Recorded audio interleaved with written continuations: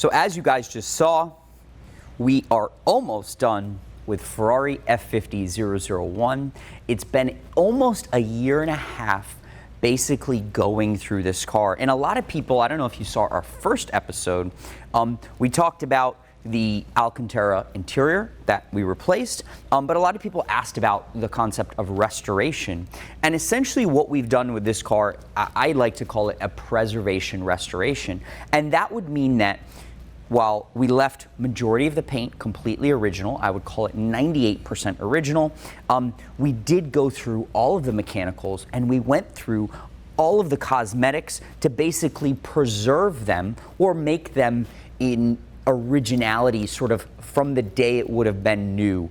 And this is really important, not just because it's an F50, but it's also chassis 001. And if you don't know this already, this was the first production F50 ever made. It's the only F50 to leave the factory with a yellow stripe, produced for Jean Blaton, a famous Ferrari racer from the 60s and 70s that raced in the Belgian yellow colors.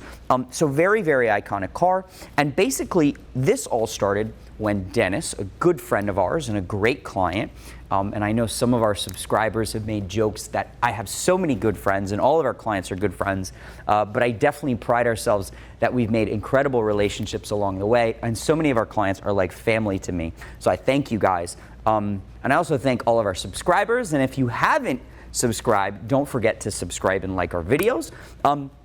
Basically, Dennis entrusted us with this car.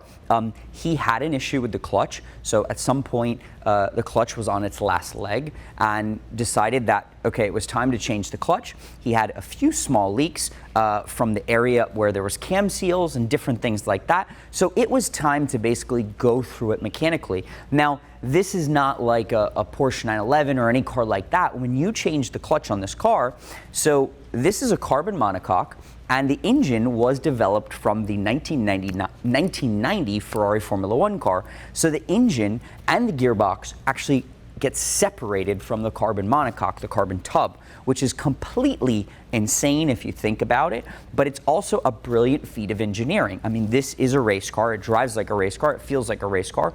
And one of the biggest things while we were going through this car was the appreciation for just how special the F50 is compared to all other supercars. So the engine has to come basically off of the car, and the car basically almost splits in two.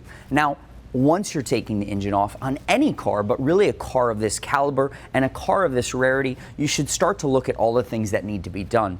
Now, a car with this miles, you're going to have gaskets and seals that start to show some signs of age. This car is 1995 build date, so we're talking almost 30 years. And we're talking about a car that everything is so sensitive and so detailed. The oil pump system is completely unique. It's filled with O-rings and gaskets and seals.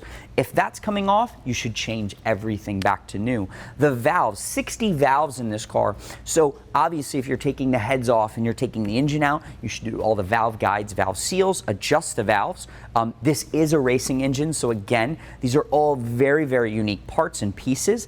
Thankfully, Vinny, who will jump in here soon, basically spent months and months and months looking for the parts, searching for original parts, and basically working with parts providers from around the world. Huge thank you to Ferrari, Eurospares, DK Engineering, Hill Engineering. This is not something that you're just going to call your normal Ferrari dealer and say, hey, we're looking for these piston rings or this from an F50. So once we started to work on that, we decided that, listen, now's the time everything's out to go through everything. One of the things we did was this car at one time when it was brought into the US, there were a few things added like side marker lights. And I would say the biggest thing on an F50 that you notice with its originality is you can tell if it has original paint by the weave in the carbon. And the carbon weave is very, very apparent on these cars. It's almost like the paint had bled through and you can see the weave and sort of areas where the panels were bonded. One of the things we did was we wanted to fix a few touch-ups and a few details, and we actually simulated that original weave in the paint, which was a very, very long process to do it right and get it right. The other thing we did, and right now it's a little dirty because you'll see at the end of this video, we've just started testing this car. No high RPMs yet, no high speeds. But the car is a little dirty, but we started to polish all of the carbon as well. Now the carbon in the interior and throughout the car, it does turn colors over time. So it would turn yellow, brown, green, and we basically wet sanded and polished the carbon to take off that top layer of resin and the yellowing color, and basically bring it back to its original state. The other thing that we did was we made sure that everything was touched up or refinished back to the original specification. The charcoal color in the gearbox, the semi wrinkle finish on the valve covers, and all of these little details. I mean, you can't just throw this car back together and not do all of these details in this process. And that's something that's really sort of been an honor to correct everything that maybe had been serviced over the years or not detailed or not fixed. Now we're in the final days of testing. We've got to do a final detail. We're going to fix a few other little things, and we're preparing the car for its unveiling at the Amelia Island Concours. Now, if you don't know, Amelia Island Concours is one of the most prestigious Concours d'Elegance events in the world, and we're lucky enough to have been invited for the first inaugural supercar class. Now, historically, Amelia Island is a mixture of, you know, Duesenbergs, Packards, all of these famous motorsport racing cars and you know, classical cars from our period, but really, you don't really see any features of supercars. You know, a couple of years ago, they had some Muras on display. You'll see a 250 GTO, but this new supercar class is including F40, Porsche 959, McLaren F1, and we will be there with chassis 001 F50. So we've got much more coming. We still are going to do more testing, so stay tuned. We have some incredible videos coming up, part 3, part 4 of the journey with F50 chassis 001. Thought it would be fun for you guys to get an in-depth look at the F50 parts diagram and the list of all the parts that we purchased. So we're going to invite Vinny Russo, our service manager, restoration manager, back on YouTube. Enjoy. All right, so John got the chance to show you a little bit about where we are with the F50. Unfortunately, I got tasked with a really hard part that he's not going to tell you about. So I'm the one who had to find all of the parts that we needed to put this car back together better than original, or at least as good as original. And my main resource was Ferrari's own book with their parts.